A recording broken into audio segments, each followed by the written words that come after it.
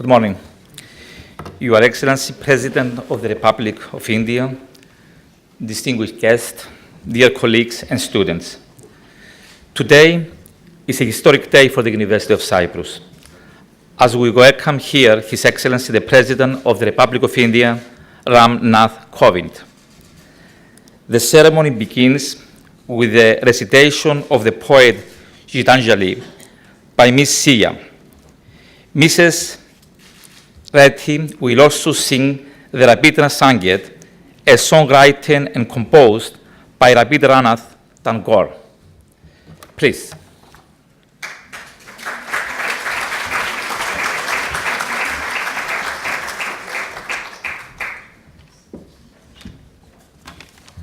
Honorable President of India, Honorable First Lady of India, and distinguished guests. I'll recite a few lines from the famous poem Gitanjali by Rabindranath Tagore.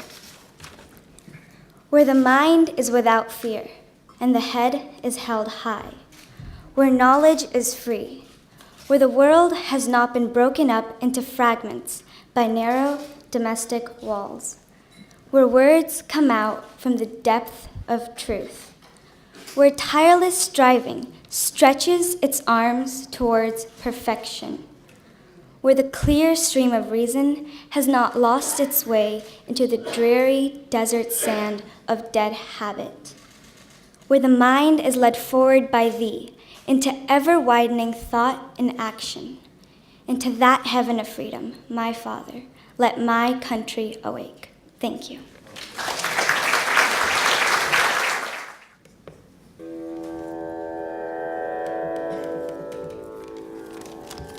Suprabhatam. आदरणीय भारत के महामहिम राष्ट्रपति श्री रामनाथ कोविंद जी, भारत की प्रथम महिला सविता कोविंद जी और उपस्थित सभागणों को मेरा प्रणाम। I'm extremely honored to be a part of this august gathering and to get an opportunity to be in front of His Excellency, the President of India, the First Lady of our nation, and all the esteemed guests present here. I take this opportunity to present a composition of Rabindranath Tagore from the Gita Bitan. This composition of Tagore speaks about how the purging torch of fire purifies our lives. Gurudev said, "Purify my life with your blessings of searing pain. Make it pure like gold that passes the test of fire." He emphasizes on taking his mortal form and make it a lamp of the divine abode. He urges that let the flame of his song glow through day and night. Tagore urges in his lines to let his vision be cleansed from all the darkness and let all his pain be ablazed and rise above despair.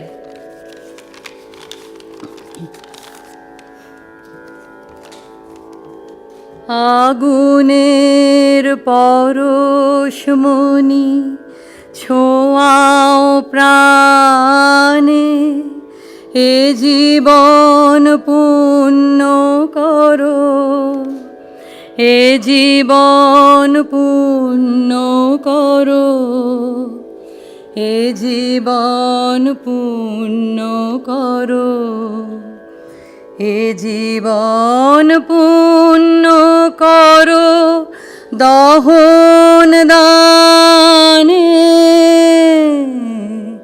হে আগুনের পরশমণি ছোঁয়াও প্রাণে, আমার এই দেহ খানি তুলে ধরো, তোমার ওই দেবালয়ের প্রদীপ করো, আমার এই দেহ খানি তুলে ধরো, তোমার ওই দেবালয়ের প্রদীপ করো। নিশিদিন আলোক শিখা জ্বলুক প্রাণে, নিশিদিন আলোক শিখা জ্বলুক প্রাণে। আগুনের পরশমণি ছোঁয়াও প্রাণে, আধারের গায়ে গায়ে পরশ তব, সারা রাত ফোটাক তারা নব নব। আধারের গায়ে গায়ে পরশ তব, সারা রাত ফোটাক তারা নব নব। নয়নের দৃষ্টি হতে ঘুচবে কালো, যেখানে পড়বে সেথায় দেখবে আলো। নয়নের দৃষ্টি হতে ঘুচবে কালো, যেখানে পড়বে সেথায় দেখবে আলো। ব্যথা মোর উঠবে জ্বলে ঊর্ধ্বপানে, ব্যথা মোর উঠবে জ্বলে ঊর্ধ্বপানে। হে আগুনের পরশমণি ছোঁয়াও প্রাণে, এ জীবন পূর্ণ করো, এ জীবন পূর্ণ করো, এ জীবন পূর্ণ করো। নমস্কার। As I said today, it's a historic day for the University of Cyprus. We have the honor of welcoming the leader of a great nation, of the largest democracy in the world, India. Large not only in population and territory, but also mainly in culture and tradition. We also monitor your country's great achievements in space, energy, medicine, and smart technologies. At the same time, we know the existence of harmonious cooperation in your universities between scholars and scientists. The University of Cyprus is collaborating with 5 higher education institutions and research centers of India for promoting research and innovation and for encouraging academic and student mobility. On behalf of the university community and especially of our students, I want to tell you a big thank you for your presence here today and the symbolic donation of the bust of Rabindranath Tagore. This statue will be a timeless connection between Cyprus and India. As a place to meet and interact, as an institution focused on promoting art and multiculturalism, the University of Cyprus has placed the bust of Tagore to its premises. It will be an opportunity for the students, for our students, the guests of UCY, and the community to learn about the first non-European to win the Nobel Prize in Literature. It will be a stimulus for discussion about the value of literature, of social sciences, and the importance of culture in general. To be honest with you, Mr. President, as a physicist, I was more an admirer of Raman, a Nobel Prize winner in physics, in laser physics in 1930. Universities are places challenging people's limits, spirits, and minds, which dare people to put their imagination into practices. Don't limit a child to your own learning, for he was born in another time. Here at the university, we teach not to limit, but to expand the borders of knowledge. Critical thinking is about everything. It's about learning and processing the knowledge in ways that allow humanity to better itself and to evolve. I quote the words of Tagore to remind ourselves of the potential of young generation and motivate us to keep empowering youngsters to excel. Age considers, youth ventures. Another saying of Tagore reminded us to empower youth to challenge their limits. I would like to express my gratitude to the Republic of India and the diplomatic mission of the country in Cyprus, and especially the High Commissioner, for their initiative to collaborate with the University of Cyprus and willingness to share their culture and custom with our community. We look forward to future common activities and cooperation. Your Excellency, as a token of appreciation and respect, at the end of this session, we will present you with a special gift, a replica of a blank-shaped figure of white painted ware.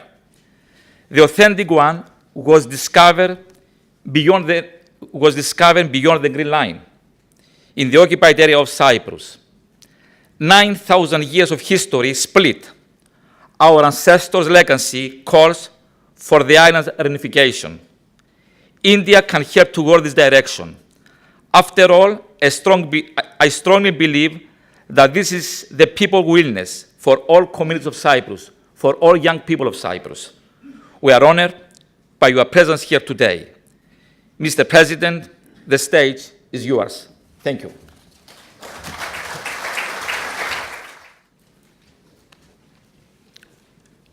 Distinguished Rector of the University, Dr. Constantinos Christofides, distinguished members of the academic community, students, ladies and gentlemen, Kalimera to all of you.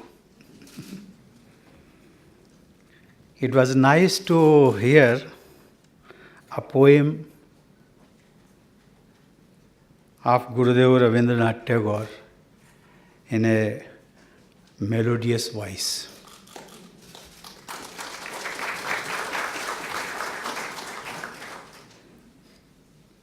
I never anticipated that in Cyprus University I will be able to hear. Thank you. God bless you.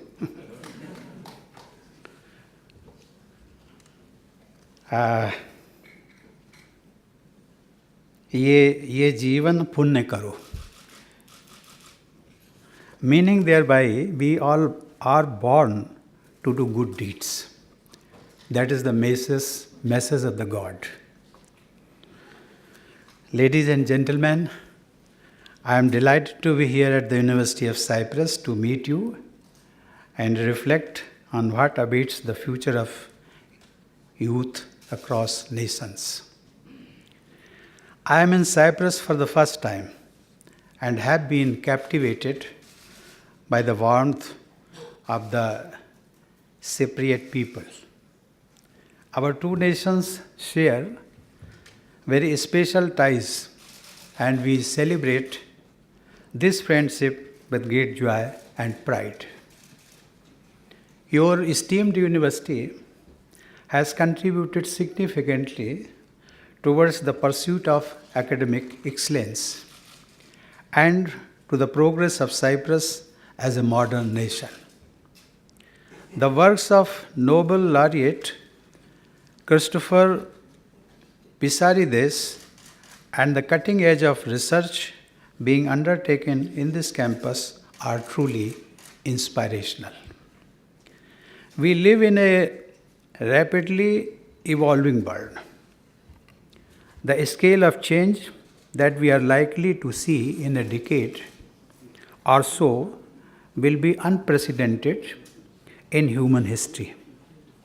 The world of technology, of startups, of innovations, of new ideas, of digital assistance, of clean energy, and of pasta straws would reorient our daily lives in an unbelievable manner. What is of deeper import is that perhaps for the first time in history, the youth is directly involved in bringing about sweeping changes and on such a massive scale. Yes, we did have young people participate in the Industrial Revolution, but their energy and involvement cannot be compared to what we see today. Is there a correlation, or is it just a coincidence that when half of the global population is below the age of 30, we are witnessing a youth-led digital revolution? Let us leave that question aside for the time being. Youth by nature is open-minded, always ready to experiment with the new. The world over, they have taken to technology and are the principal drivers of the digital revolution. These changes present new opportunities to our youth, but also several challenges. Since we are among students, let us first look at how the field of education itself is being impacted by these developments. Today, the tools available for learning have grown exponentially. Digital classrooms have made learning more inclusive and interactive. Students sitting across different continents engage in a classroom. The catchment area of ideas and cultures involved in education has grown manifold. Obviously, there is a lot more imagination, thinking, and involvement in solving problems. Chemistry today is not being taught with just books, but with sounds, visuals, and digital experiments. E-books and education apps have acquired a new salience. I understand that you are engaged in high-end research on energy and oceans at this university. Talk to your colleagues and you would know what meaning the new world of collaboration has added to their work. Technology indeed has opened a whole new world of learning, and it has also made it easier to accomplish our tasks. You should, however, not get carried away by the instantness of technology. You must continue to work hard without the expectation of immediate reward. The pursuit of excellence should be the key factor that should dominate the minds of future generations. As we talk of digital progress, we must dwell on what the fourth industrial revolution promises for us. To me, it would be a force multiplier for development and growth. Yes, it would disrupt conventional jobs, but with advances in artificial intelligence, life sciences, and energy management, many and more employment opportunities would be created. Digital platforms, robotics, and data analytics are going to impact not just business processes, human health, public mobility, but also dairy production, agricultural productivity, and forest conservation. A whole new life awaits us. These changes would also impact social mores. We must shield our traditional social structure and family against these stresses. On one account, we have had positive experience. Technology growth has made students into new age teachers. They are teaching the silver generation to download apps and enjoy the comfort of new age products.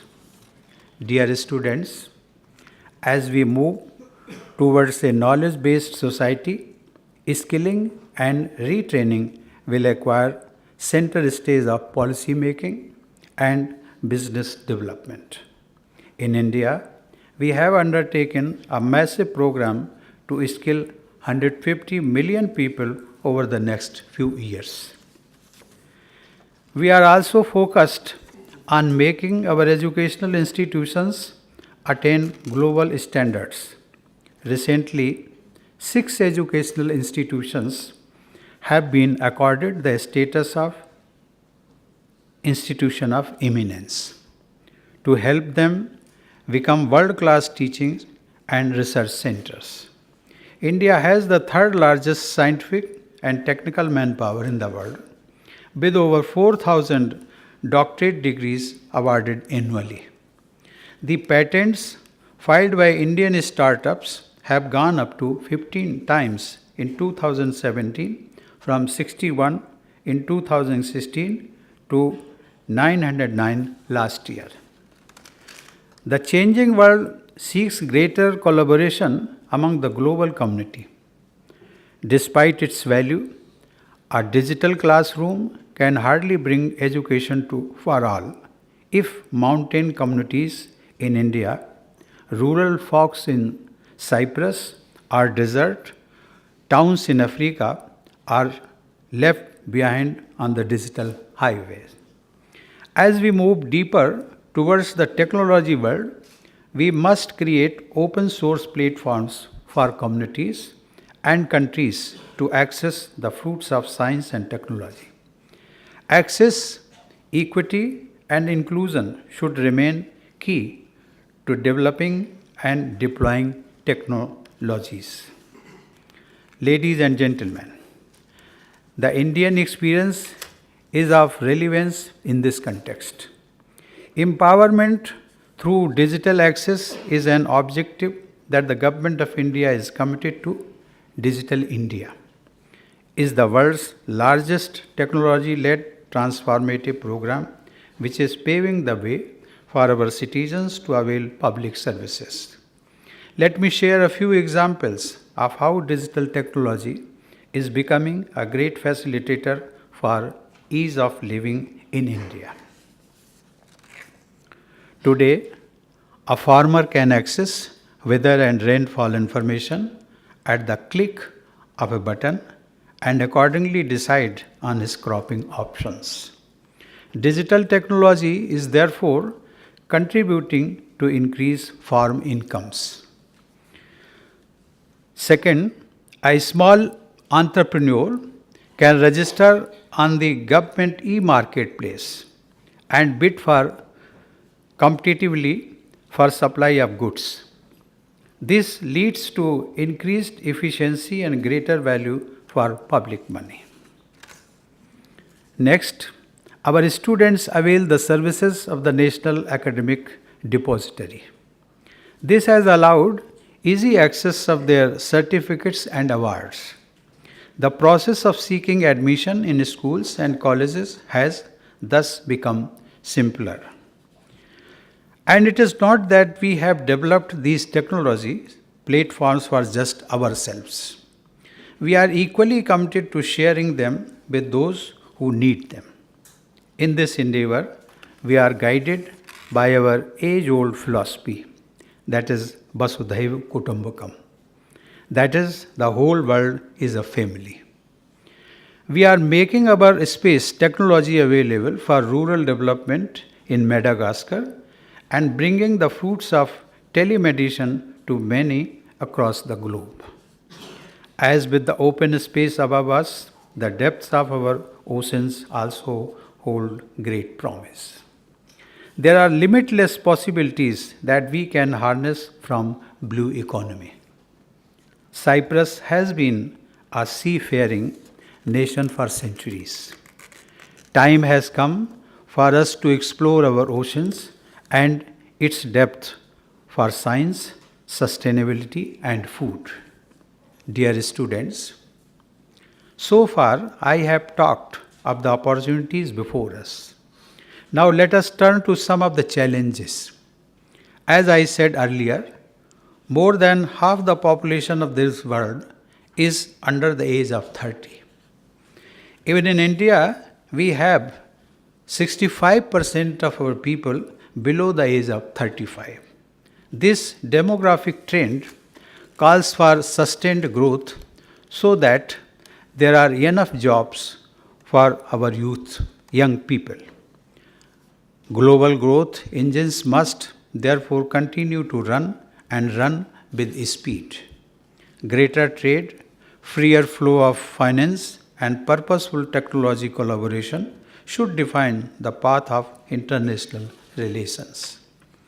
A far greater challenge, however, for you would be how you manage climate change and the environmental stress. For the present generation, this challenge amounts to dealing with variability in weather patterns, flash floods, and forest fires. The severity might be far more serious for our future generations. The problem is not insurmountable. By adding sustainability to development, by preserving forests, respecting ecology, and by adopting clean energy options, we can tackle climate change as well. On this account, India has taken the lead through the International Solar Alliance. As two ancient cultures, India and Cyprus have lived in harmony with nature for centuries. It is time for us to bring back our sustainable practices into our modern lives. New age technology combined with the wisdom of the past can solve many of our ecological problems. The world of big data has its own security risks. As we put our economy, our health, and our education online, we cannot afford any degree of vulnerability. In times ahead, I foresee more active global cooperation and coordination to deal with cybersecurity. Ladies and gentlemen, our two countries have the greatest respect for each other's leaders. We have the highest regard for Archbishop Makarios in India.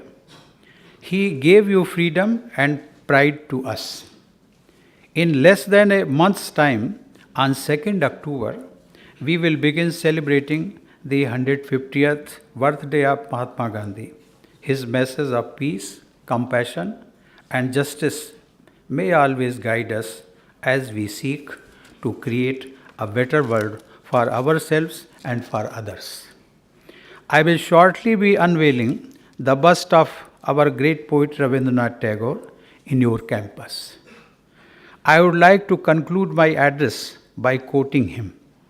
I quote, "The highest education is that which does not merely give us information, but makes our life in harmony with all existence." Unquote.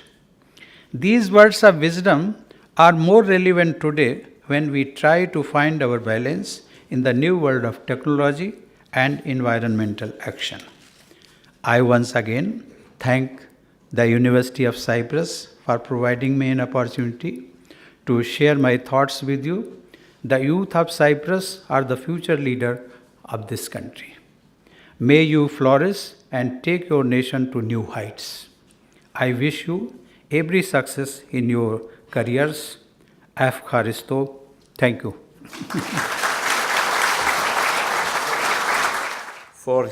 For his closing remarks, I call on stage a good friend of the University of Cyprus, the High Commissioner of the Republic of India.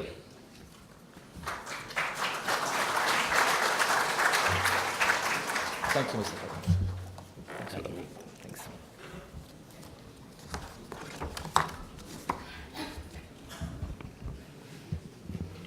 Respected Rashtrapati Ji, dear Rector of the University, and distinguished invitees, and more than that, the students who have come in large numbers to grace this occasion.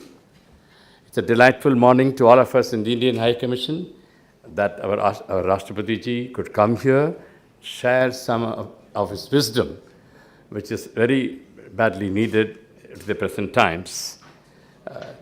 Rashtrapati ji, your words of advice to the students and your commendable summing up of the current situation in the world should definitely guide students of this great university.